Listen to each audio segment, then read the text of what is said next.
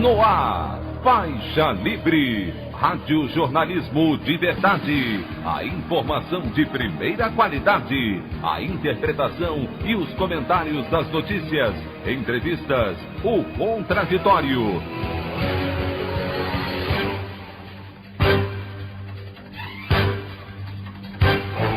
Tudo para aproximar você cada vez mais da realidade do Brasil e do mundo. Apresentação: Anderson Gomes. Presidente do Banco do Brasil, Rubem Novaes, pede demissão do cargo após escandalosa venda de carteira de crédito ao BTG Pactual. Novaes é o terceiro da cúpula do Ministério da Economia a pedir demissão em menos de um mês e Paulo Guedes volta a ficar pressionado no comando da pasta. O governo pede ao Supremo Tribunal Federal que suspenda decisões que bloquearam perfis bolsonaristas em redes sociais. Essas e outras notícias na edição desta segunda-feira, 27 de julho do ano de 2020 do programa Faixa Livre. O comentário de Anderson Gomes.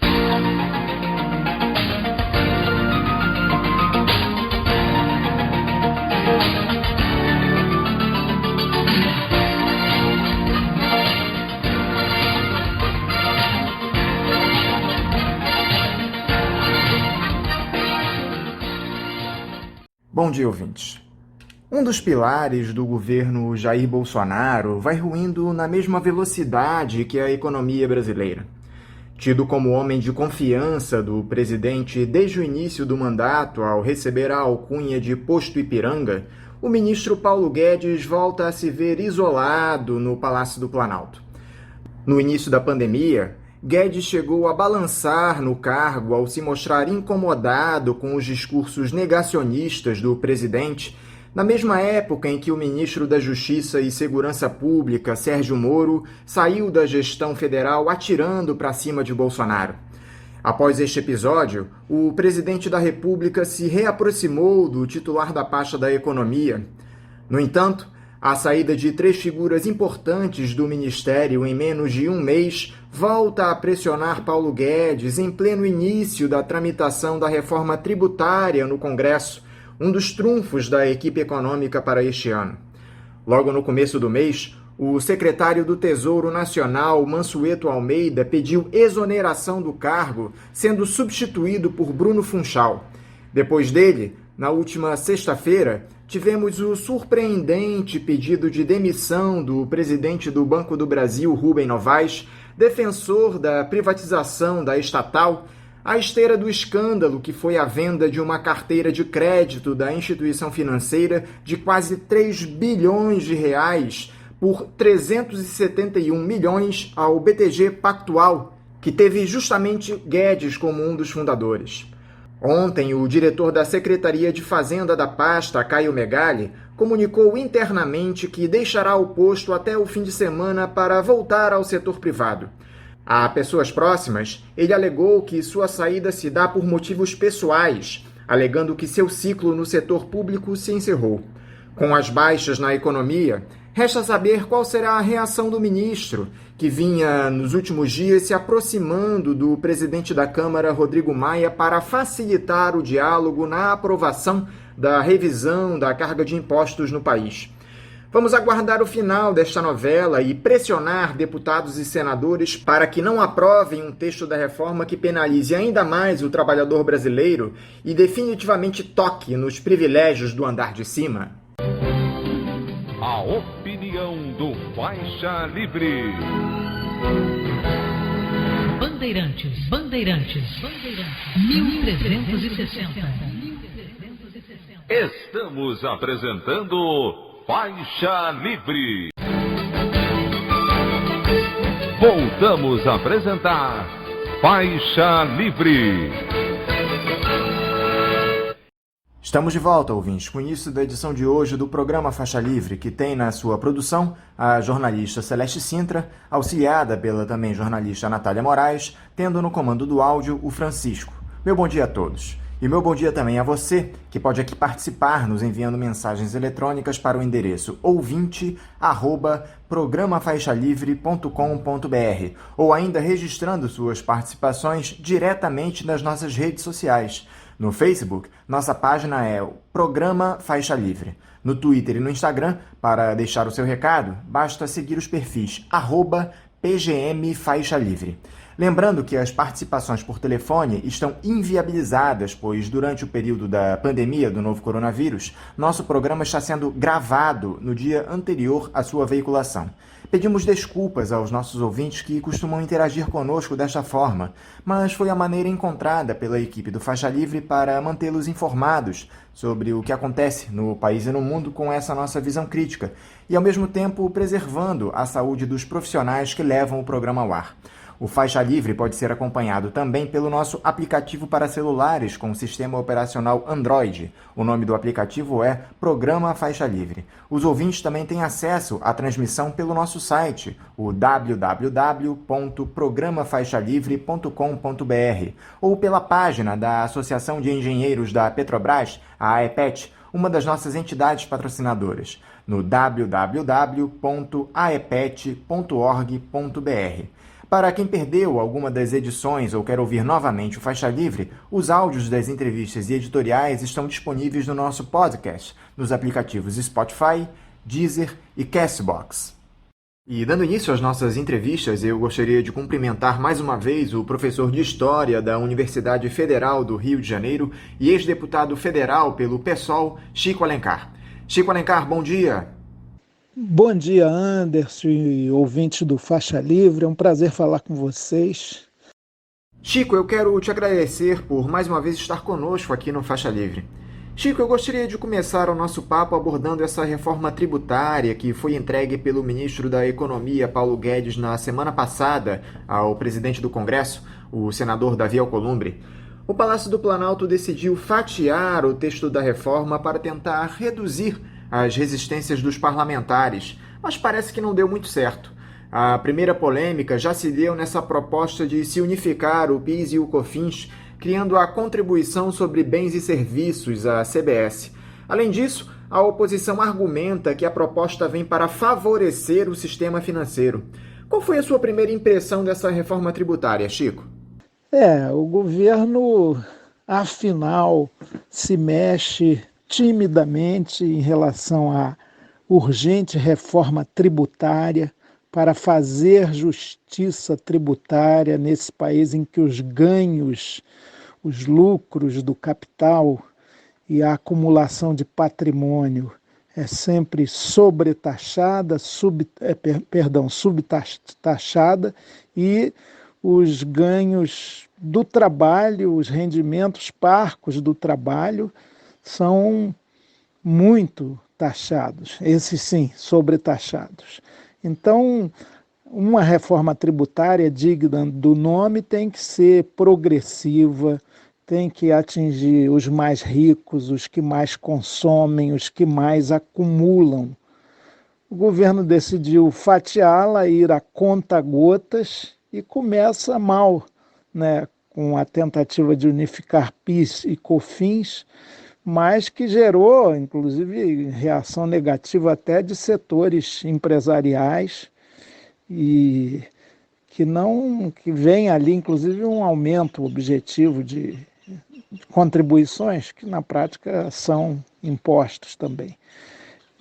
Então, esse debate vai ser longo e a metodologia que o Guedes adotou não me parece nada correta, porque se você supostamente evita resistências de um setor, você dá mais tempo para a resistência de outros e tudo indica que essa reforma que o governo propõe será meia sola, não prosperará, não vai fazer justiça tributária no país. Agora, Chico, não dá para se pensar em reforma tributária no Brasil sem combater privilégios. Nós batemos nessa tecla aqui há tempos no Faixa Livre. O governo Bolsonaro não vai tocar na taxação das grandes fortunas, tampouco no imposto sobre as heranças.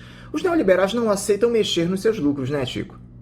De fato, Anderson, o Brasil é o país do patrimonialismo, dos ricos intocados, da riqueza extremamente acumulada, numa sociedade em que a pobreza é crescente, a miséria prossegue, uma imensa maioria da população com condições indignas de vida, no limite da sobrevivência. E, claro, isso que é uma tendência no mundo de taxação das grandes fortunas, das grandes heranças, do patrimônio, aqui sofre uma imensa resistência. Eu ouço, inclusive, grandes ricos dizendo, olha, se começarem a taxar muito o que temos, nós vamos embora, nós mandamos a nossa riqueza para paraíso fiscal. Eles revelam essa falta de patriotismo elementar, de querer ter muito mais do que necessitam para viver e viver confortavelmente nesses momentos, né? Então, há uma resistência imensa. Eu mesmo sou coautor, junto com a ex-deputada federal Luciana Genro, atualmente deputada estadual pelo Rio Grande do Sul, companheira do PSOL, eu sou autor de um projeto de lei para taxar as grandes fortunas. Parou na Comissão de Constituição e Justiça. O próprio ex-presidente Fernando Henrique, quando senador, apresentou um projeto que hoje em dia ele também não valoriza, acha que é meio inviável, mais tímido que o nosso, o meu e da Luciana, mas que também lá não foi para frente. Quer dizer, mesmo setores que dialogam muito com as camadas dominantes, quando pensam nessa justiça tributária elementar que Piketty, o estudioso economista francês tão badalado, defende, não conseguem avançar muita coisa. Agora, sem isso também não vai ter reforma tributária para valer. A gente tem que reconhecer que se ela não significar passo importante na distribuição menos desigual de riqueza e renda no Brasil, não é reforma tributária para valer. Vamos continuar lutando por isso. Sem isso, a gente não tem financiamento do próprio Estado para desenvolver políticas públicas essenciais à superação da desigualdade, de educação, de saúde, de saneamento, de cultura. Sem essa fonte, que vem daqueles que têm mais, a gente nunca poderá viabilizar uma vida digna para os que, historicamente, têm menos no Brasil. Outro assunto que agitou a última semana em Brasília, Chico, foi a votação da renovação do Fundo de Manutenção e Desenvolvimento da Educação Básica, o Fundeb. O texto aprovado pelos deputados foi enviado para análise do Senado e considerado uma derrota para as pretensões do governo.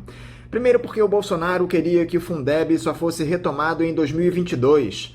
Depois porque ele não conseguiu incluir na proposta aprovada a destinação direta de recursos do fundo para um novo programa social que vai substituir o Bolsa Família, chamado Renda Brasil. Parece que o Palácio do Planalto não contou nem com o apoio do Centrão nessa, né, Chico? A postura do governo em relação ao Fundeb foi vergonhosa. Repetindo, aliás, a postura do governo em praticamente todos os setores da vida nacional. Omissão absoluta, desinteresse. Os 4 ministros da educação, ou 3, porque aquele Decotelli sequer decolou, sequer assumiu, mas os ministros da educação, inclusive o atual, que é o grande mudo, um silencioso, eles não se interessaram pela questão. Na 1/10 hora, o governo, pela equipe econômica, a educação foragida desse debate, como seu ex-ministro Weintraub, foragido, mas veio a equipe econômica para detonar o Fundo de Manutenção do Ensino Básico e Valorização do Magistério, que era o Fundef para o ensino fundamental desde 1995 e se tornou em 2006 o Fundeb, muito importante, com os aportes da União, hoje de 10%, para a manutenção da vida escolar em milhares de municípios brasileiros. Pois o Fundeb foi atacado violentamente pelo governo, que queria, em primeiríssimo lugar, fazer com que ele no ano que vem não existisse, não valesse, suspender por um ano. E depois queria retirar recursos, desviar recursos da educação para o seu programa lá de renda mínima, o que ambos são importantes, mas colocar a educação contra aqueles que precisam de assistência porque passam necessidades é um crime, é uma desonestidade. Por que isso? Porque também os recursos para o Bolsa Família atual, para essa renda básica que o governo pretende inventar, eles são carimbados e limitados pelo teto de gastos, que os bolsonaristas que foram reeleitos, estão no parlamento, aprovaram, votaram a favor. Veja só que contradição.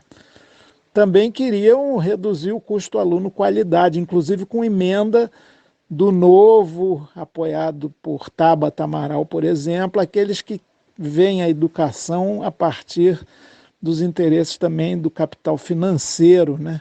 Até alguns movimentos fortes que têm muita proximidade com grandes empresas educacionais, multinacionais até.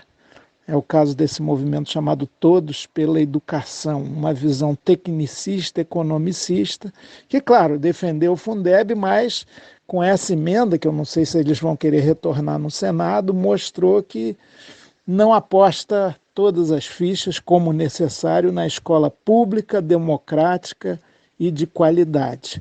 Mas o governo foi derrotado no Fundeb.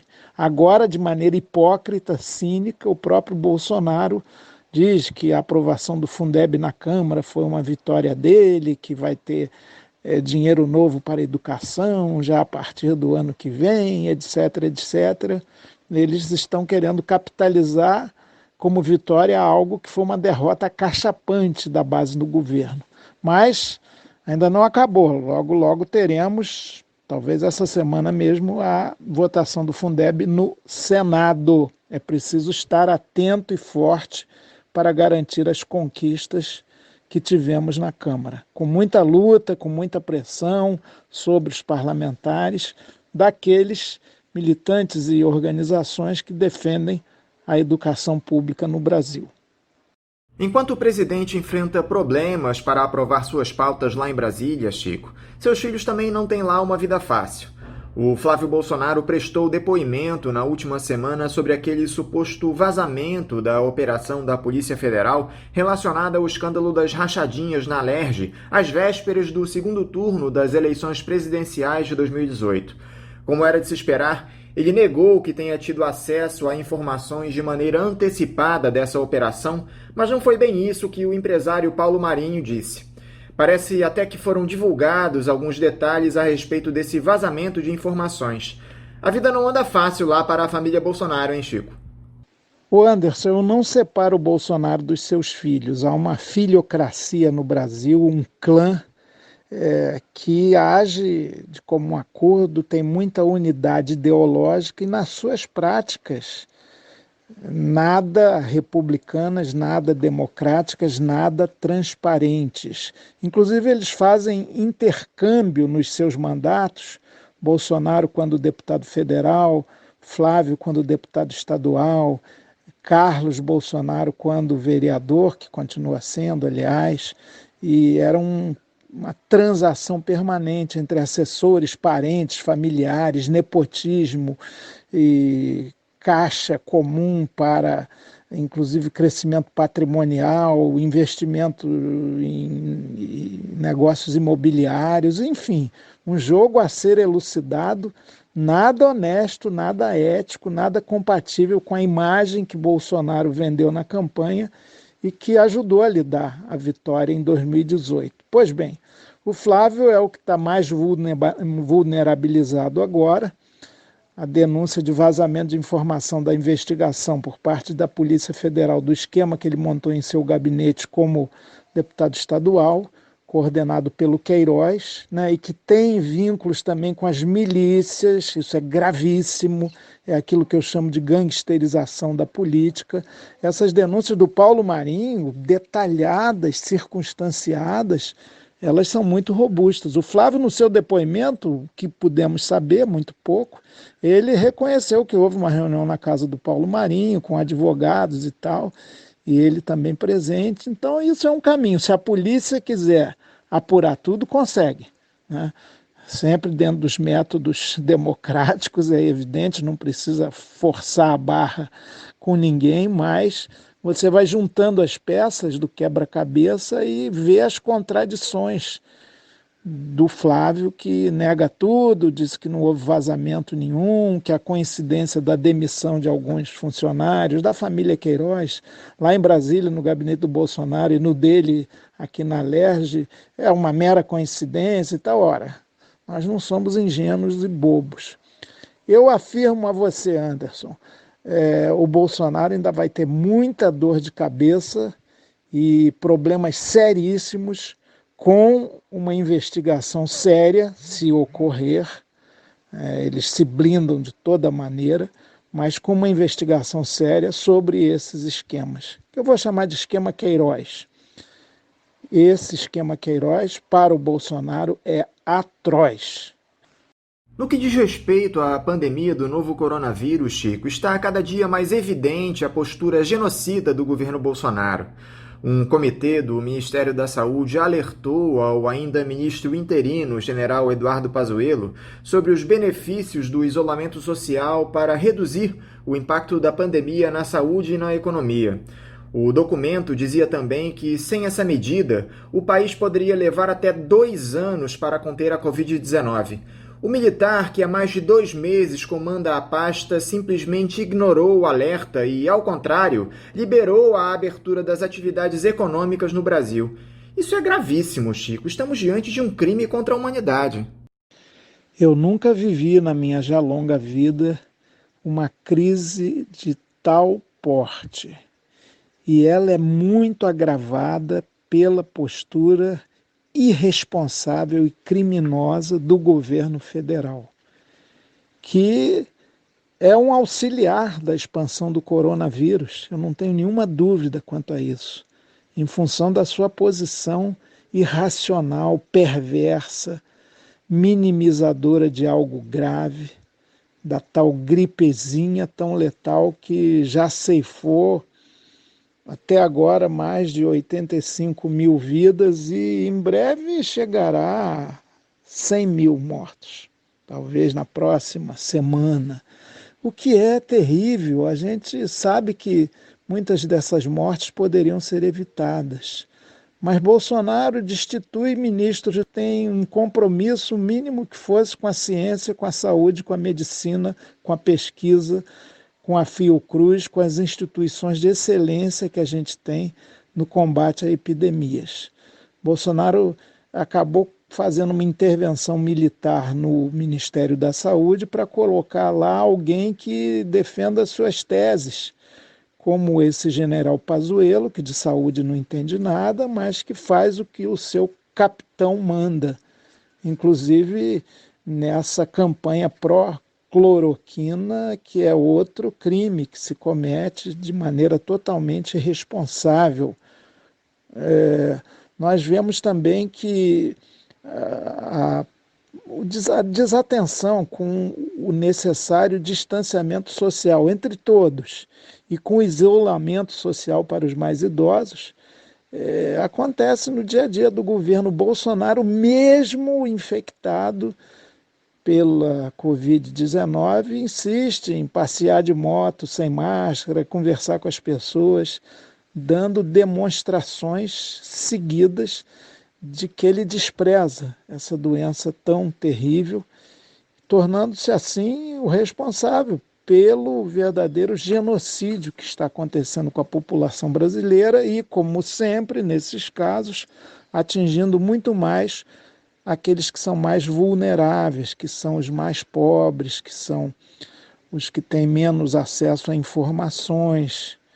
Isso é gravíssimo, né? Eu espero que a população perceba e vá na direção contrária do que Bolsonaro propaga e alimenta e divulga. Que nós tenhamos a postura das emas, nossos irmãos aves grandes no Brasil, que, vendo o tresloucado presidente com uma caixinha de cloroquina na mão para apresentar a elas, viraram as costas e foram na direção daquilo que lhes é saudável e adequado, né? Então, é um quadro dantesco. E eu espero que, inclusive, esses ensaios de reabertura sejam feitos com muita responsabilidade, muita cautela e muito cuidado, porque uma recidiva da Covid, uma segunda onda, não está nem um pouco descartada. Inclusive nesse cenário patético. A primeira onda não acabou, ela no momento está no seu ápice, basta ver os números continuados de mais de 1.000 mortes por dia no Brasil. E essa disputa entre a Operação Lava Jato e a Procuradoria-Geral da República, Chico? O jornalista Diego Ecostegui revelou recentemente a notícia de um depoimento secreto do Marcelo Odebrecht, que teria tido os questionamentos por telefone da subprocuradora Lindora Araújo, a chefe da Lava Jato lá na PGR.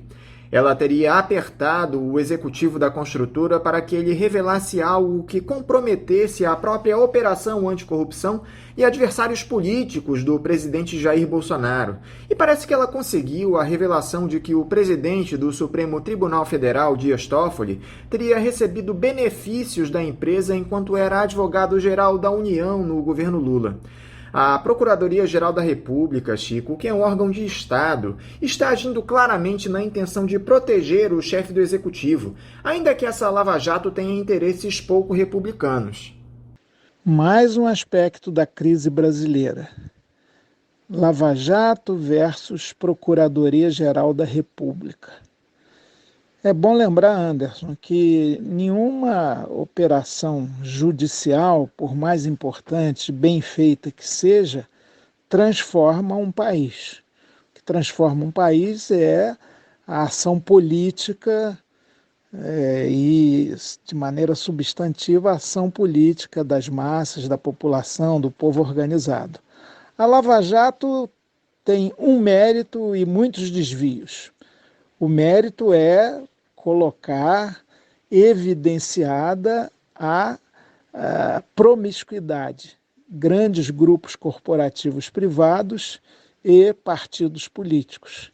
Isso foi desvendado, foi evidenciado, grandes empresários, em especial das empreiteiras e também grandes dirigentes da nossa maltratada estatal, a Petrobras, confessaram seus crimes, os desvios, devolveram milhões, dinheiro que estava também no exterior.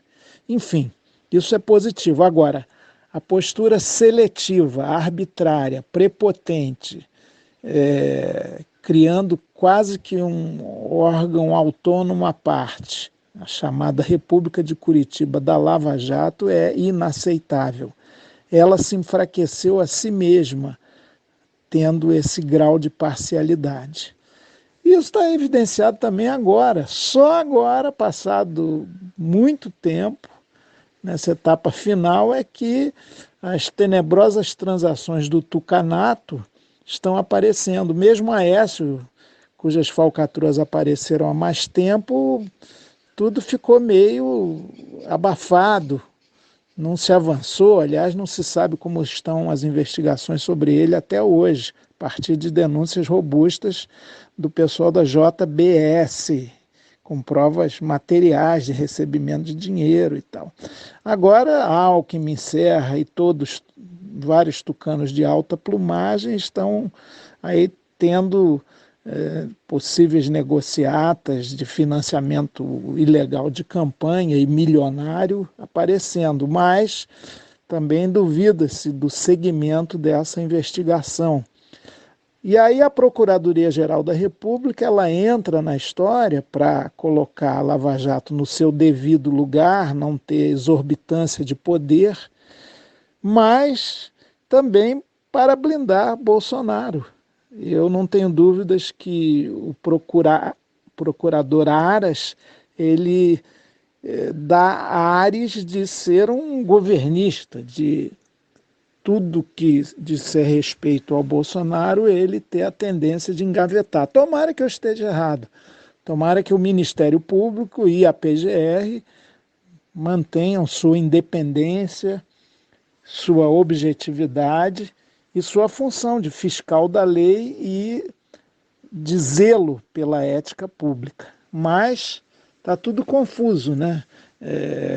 Eu acho que na briga entre PGR e Lava Jato perdem ambos e, inclusive, perdendo ambos, perde também a sociedade brasileira. É briga lá de cúpula, né?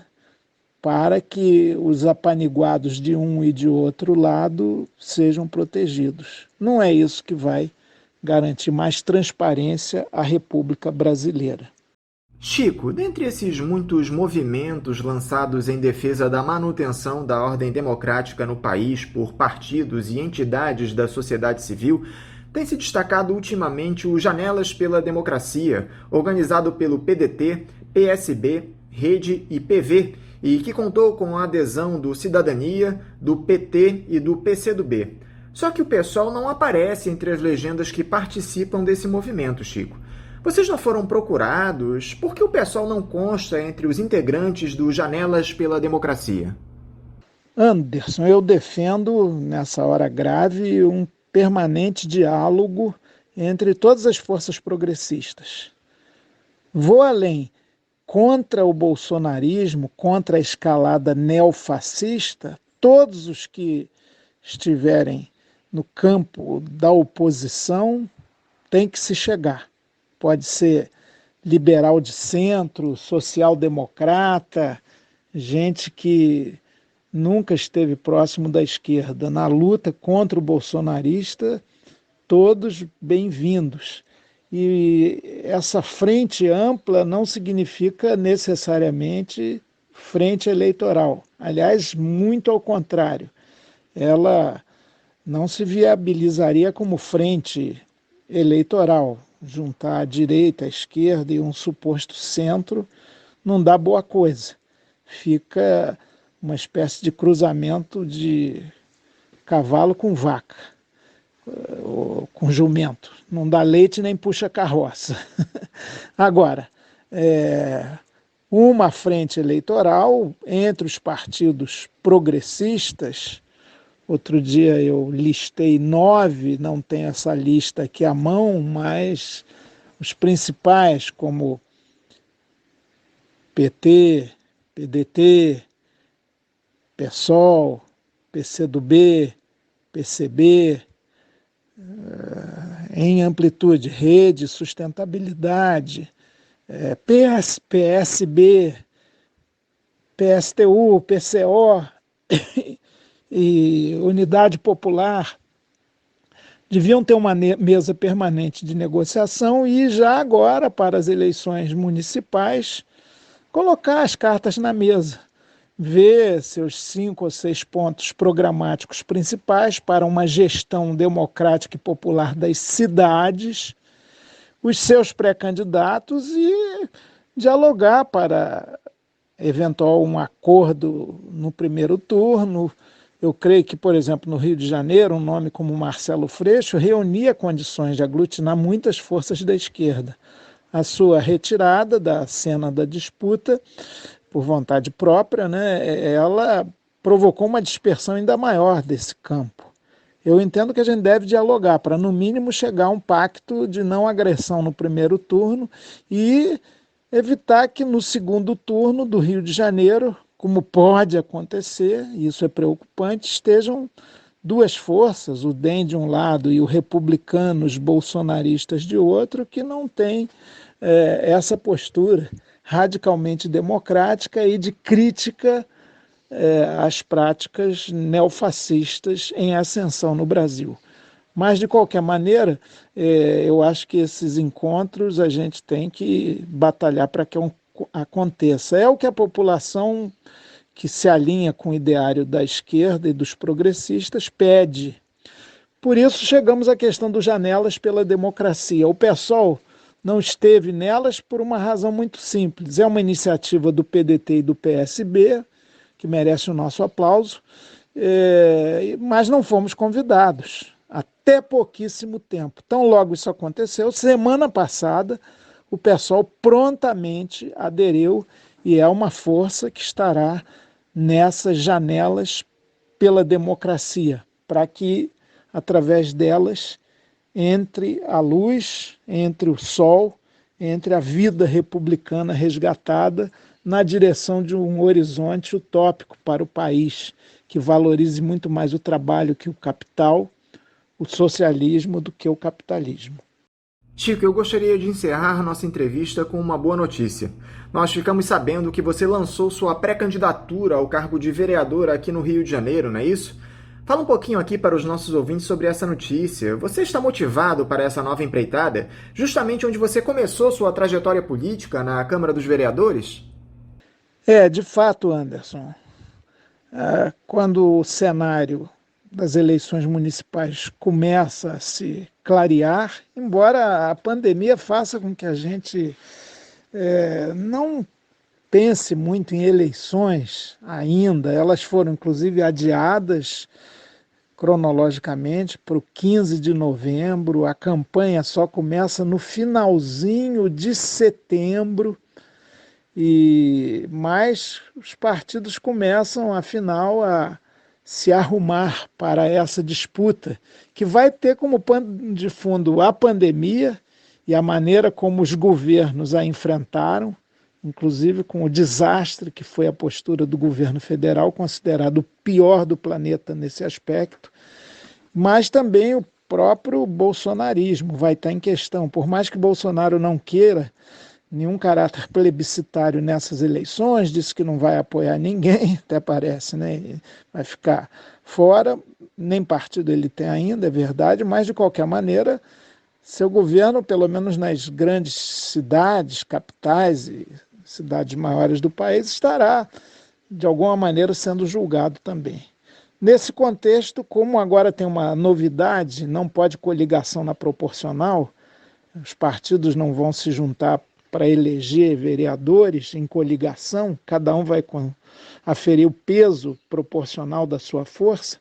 Aí os apelos passados, aqueles para que eu fosse candidato a prefeito, quando o Marcelo Freixo, que era o nosso candidato à quase unanimidade, desistiu, mas eu também não aceitei essa missão, já fui candidato a prefeito do Rio 2 vezes, pelo PT lá em 1996, uma campanha muito bonita, quase chegamos ao segundo turno, e agora em 2008, PSOL começando a ser construído, pelo PSOL tive a honra de ser candidato a prefeito, um desempenho muito fraco. E agora essa questão foi colocada, rapidamente superada, temos uma pré-candidata, jovem, combativa, capaz, com uma história de vida belíssima, vinda da favela da Maré, foi chefe de gabinete da nossa saudosa e aniversariante hoje, 41 anos, Marielle Franco. A Renatinha, Renata Souza, é a pré-candidata do PSOL à Prefeitura do Rio. Uma cara de mulher guerreira, negra, muito jovem, muito identificada com o que é o Rio de Janeiro e com propostas e projetos de democratização da gestão da cidade. Pois bem, nesse contexto surgiu então a demanda, olha, a gente precisa de uma chapa de vereadores forte e você que teve 650 mil votos na cidade do Rio na eleição para senador, pode, deve, tem que disputar a eleição para a Câmara Municipal do Rio. Eu ouvi círculos familiares, parentes e amigos, meus grupos vinculados à minha fé religiosa, isso de maneira até pessoal, em torno de umas 100 pessoas. Depois fiz uma consulta na internet e vieram 1000 comentários, 1000 retornos efetivos, 92% desses retornos indicando que eu devia mesmo disputar a eleição para vereador do Rio. E agora estou então nessa condição de pré-candidatura, final de agosto, início de setembro o partido decide e caso meu nome seja aprovado na convenção, vamos à luta, com coragem, muita consciência e muito ânimo para ajudar a fazer o Rio tão bonito e tão maltratado, um modelo de cidade democrática, participativa, onde o povo seja quem mais ordene. Vamos lá. Chico Alencar, muito obrigado por mais essa entrevista aqui para nós do Faixa Livre. Eu desejo a você uma ótima semana e deixo o meu abraço. Obrigado, Anderson. Um grande abraço para você e todos os seus ouvintes, nossos queridos amigos do Faixa Livre, sempre livre, em faixas crescentes de cidadania. Conversamos aqui com o professor de História da Universidade Federal do Rio de Janeiro, a UFRJ, e ex-deputado federal pelo PSOL, Chico Alencar. E agora eu já cumprimento o diretor do Sindicato dos Petroleiros do Rio de Janeiro, o Sindipetro RJ, André Bucareschi. André Bucareschi, bom dia. Bom dia a todos, é um prazer estar aqui com vocês novamente. André, muito obrigado por novamente estar conosco aqui no Faixa Livre.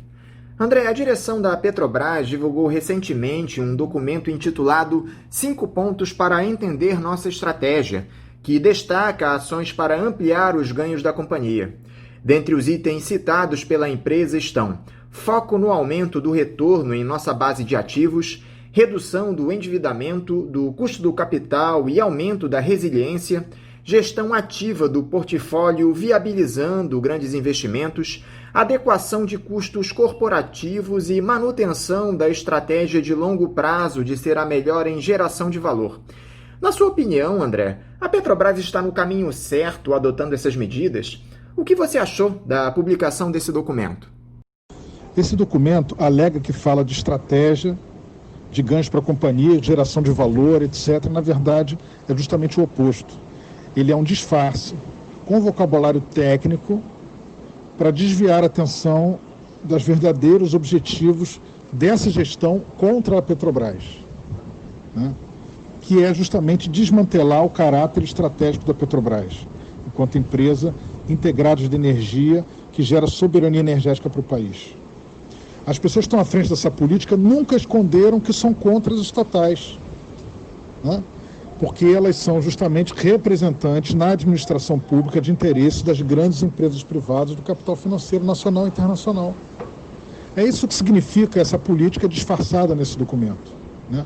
Então, ele alcança justamente o resultado oposto ao que diz que quer alcançar, né?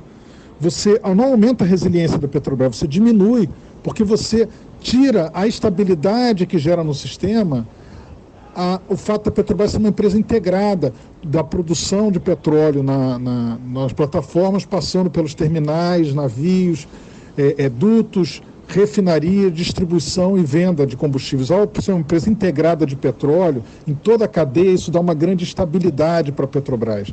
E ao a Petrobras deixar de ser uma empresa integrada de petróleo, fica muito mais sujeita às volatilidades do mercado nacional, principalmente ao mercado internacional de preços de petróleo, porque você depende apenas da lucratividade da produção de petróleo no mar, coisa que muitas vezes, em muitas conjunturas, as flutuações de preço de petróleo não permitem acontecer, né?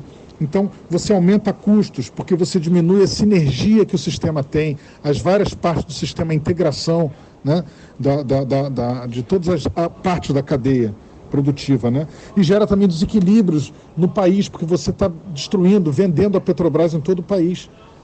A Petrobras está saindo do Nordeste, do Norte, do Sul, de quase todas as regiões do país, né? Então é uma política de curto prazo para gerar não um aumento de valor para a sociedade, mas um resultado financeiro para acionistas, investidores, capital financeiro, e em detrimento, sim, de uma política de longo prazo a serviço do povo brasileiro, da população brasileira e da Petrobras.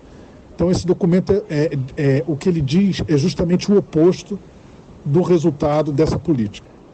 No que diz respeito a essa adequação de custos, André, a Petrobras vem atuando fortemente. Nos últimos 3 meses, a estatal anunciou planos para reduzir em 34% o número de empregados, de 45.500 para 30.000, de fechar 9 prédios comerciais e deixar metade dos empregados da área administrativa em regime de home office, mesmo após o fim da pandemia. Além disso, a empresa já evidenciou o interesse em focar seus investimentos no pré-sal, se desfazendo de ativos importantes como a sua rede de dutos, as subsidiárias, especialmente no seu setor de refino. Não é uma estratégia arriscada essa, André, em um momento em que petroleiras do mundo inteiro diversificam seus investimentos? Com certeza, eu não diria uma estratégia arriscada, eu diria uma estratégia segura para o desastre para o conjunto da população brasileira e para a Petrobras, né? E uma estratégia segura muito lucrativa para quem vai se beneficiar disso aí. Justamente essa enorme redução da força de trabalho, que já reduziu bastante, né, nos últimos governos, ela reflete apenas o desmantelamento da empresa. Se você vai vender as refinarias, se você vai vender as transportadoras de gás, se você vai se desfazer das suas usinas termoelétricas, se você vai... Naturalmente, você vai reduzir o seu número de funcionários, né? E como a área administrativa, ela só existe porque existe área operacional, porque a atividade fim da Petrobras não era administrativa, a área administrativa existe porque existe o refino, porque existe as termoelétricas, porque existe as plataformas, porque existe toda a área operacional, isso vai implicar numa enorme redução da área operacional da Petrobras. A Petrobras vai cada vez mais se transformando numa empresa sem peso para o país, né? Vai diminuindo, né? Como eles não conseguem politicamente uma maioria ou em condições para vender a Petrobras, eles vão desmantelando a Petrobras, transformando ela numa casca oca, até não ter mais o que ser defendido, né? Então, é justamente isso que eles estão fazendo, é um crime contra o país. Então, por exemplo, o CENPES, né, que as pessoas saibam, é o Centro de Pesquisa da Petrobras, onde se desenvolve tecnologia de ponta no país, tanto para a produção de petróleo, que fez o Brasil se transformar no líder mundial em tecnologia de produção de águas profundas, também o desenvolvimento de tecnologia para toda a cadeia do petróleo, né? O Centro de Pesquisa da Petrobras, que emprega milhares de engenheiros, geofísicos, técnicos e várias outras profissões, que permite termos uma mão de obra qualificada e desenvolvimento de pesquisa, desenvolvimento científico no país, ele está sendo desmontado, justamente com a alegação de que, naturalmente, não dá lucro de curto prazo, então você desmonta o que é estratégico, que traz retornos estratégicos para o país. Então isso, naturalmente, implica em demissões, implica em planos de demissão voluntária, em incentivar a aposentadoria e não fazer novos concursos, né? Implica em diminuição do número de pessoas trabalhando na Petrobras, né? Então, se alguém acha que isso é uma forma inteligente de economizar custos, não entendeu o que se passa. A Petrobras está, na verdade, esse desmantelamento, como houve uma decisão absurda do STF que liberou a venda das subsidiárias das empresas estatais sem passar pelo Congresso Nacional. Só que as empresas definidas em lei, né, determinadas por lei, como a Petrobras, como os Correios, etc., eles não podem ser vendidas sem passar pelo Congresso Nacional. Então, o que está sendo feito pela administração da Petrobras, pela gestão contra a Petrobras de Castelo Branco e companhia, para garantir essa venda? Eles estão fazendo um desvio de finalidade. Eles pegam os ativos da Petrobras, por exemplo, a Petrobras Biocombustíveis, que é a parte da Petrobras que investe em combustíveis alternativos, uma parcela dos combustíveis alternativos que são os biocombustíveis, uma parcela importante. Eles pegaram as usinas que são da Petrobras, usinas de biocombustível, e aportaram na empresa Petrobras Biocombustíveis e vão vender essa empresa, né? Então eles desfizeram, né? Mesma coisa as refinarias, eles vão passar esses ativos, vão criar empresas para ter esses ativos e vender essas empresas. E a Petrobras vai se transformando numa casca oca, sem atividades aos poucos, né? Aos poucos não, né? Rapidamente. E isso é uma forma de burlar mesmo essa decisão ruim do STF, mesmo ela está sendo burlada porque eles estão esvaziando a Petrobras, já que não podem vendê-la diretamente, né? É isso que está acontecendo nesse momento. Justamente nessa política entreguista de venda de ativos, André, a Petrobras confirmou a negociação dos 10% de ações que ainda detinha da transportadora associada de gás, a TAG, para a Engie Brasil. A empresa pagou R$ 1 bilhão por essa fatia e agora passa a ter 65% do controle acionário da TAG. Os 35% restantes pertencem ao fundo canadense CDPQ. O que dizer de essa iniciativa lamentável da gestão de Roberto Castelo Branco, André? Põe lamentável nisso. A Petrobras construiu uma rede de dutos de gás para ligar a sua produção de gás, que é principalmente nas plataformas de petróleo, através dos seus terminais, com as suas refinarias, as suas termoelétricas e outros ramos do mercado. Ou seja, é como se fosse o sistema circulatório da Petrobras, na parte de gás. Um mercado importantíssimo, que está em crescimento, muito lucrativo, e a Petrobras depende dessas transportadoras para poder operar. Então, hoje a Petrobras tem autonomia, é produtiva e operacional em todo o seu sistema. Ele é integrado, ele tem uma sinergia no conjunto do sistema. Ele é planejado pensando-se em todos os seus parâmetros. Quando você vende as empresas de gás, você coloca no meio do seu processo uma outra empresa, muitas vezes ligadas a concorrentes. E isso é um grande prejuízo para a estruturação do sistema Petrobras. E mais, cada vez que você coloca um agente privado no meio do seu processo, quem vai envolver de um lado você vender e do outro lado você comprar, você colocou mais 2 pontos de exposição à corrupção. Porque nessas fronteiras entre o privado e o público, e cada vez que tem maior peso as empresas privadas nessas fronteiras, maior é a corrupção a que está submetido, pressão de corrupção a que está submetida as empresas e o Estado. Então isso é uma coisa. A segunda coisa é o seguinte, você fala que eles estão pagando 1 bilhão por 10% da empresa. Como se fosse um número, não, mas é muito dinheiro, vai gerar caixa para a Petrobras. Então vou dizer para você o seguinte, em 2016, o lucro bruto da TAG foi de 5,1 bilhões. Em 2017 foi de 3,7 bilhões. Em 2018 foi de 7 bilhões. Quer dizer, se você considerar 10% custa 1 bilhão, isso significa que o 100% valeria 10 bilhões. Então, em apenas 2 anos, o lucro bruto da TAG já superou o seu preço de venda. A quem serve esse tipo de negócio? Pergunta que fica no ar. Isso realmente é uma estratégia para reduzir custos e melhorar a geração de valor da Petrobras? Não faz sentido. Só faz sentido se existirem outros interesses que comandam essas decisões. Agora, o Sindicato dos Petroleiros do Rio de Janeiro fez uma grave denúncia recentemente a respeito da atuação da estatal diante da pandemia de Covid-19.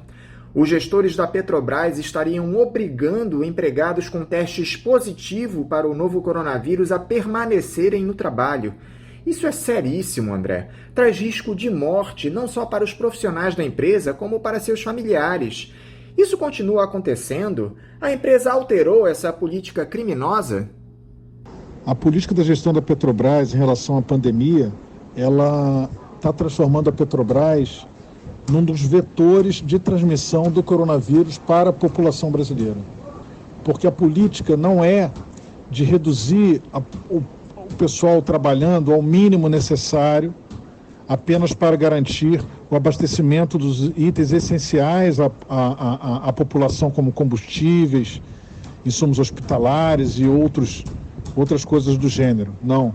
Eles estão tentando garantir ao máximo a produção, inclusive obras que não têm necessidade, nesse momento, de continuar, como a do Comperj. Eles estão botando milhares de trabalhadores para tocar essas obras e os testes desses trabalhadores têm demonstrado uma contaminação em massa e está se transformando num vetor de transmissão do coronavírus para a região metropolitana do Rio de Janeiro, que é onde moram esse contingente de trabalhadores principalmente.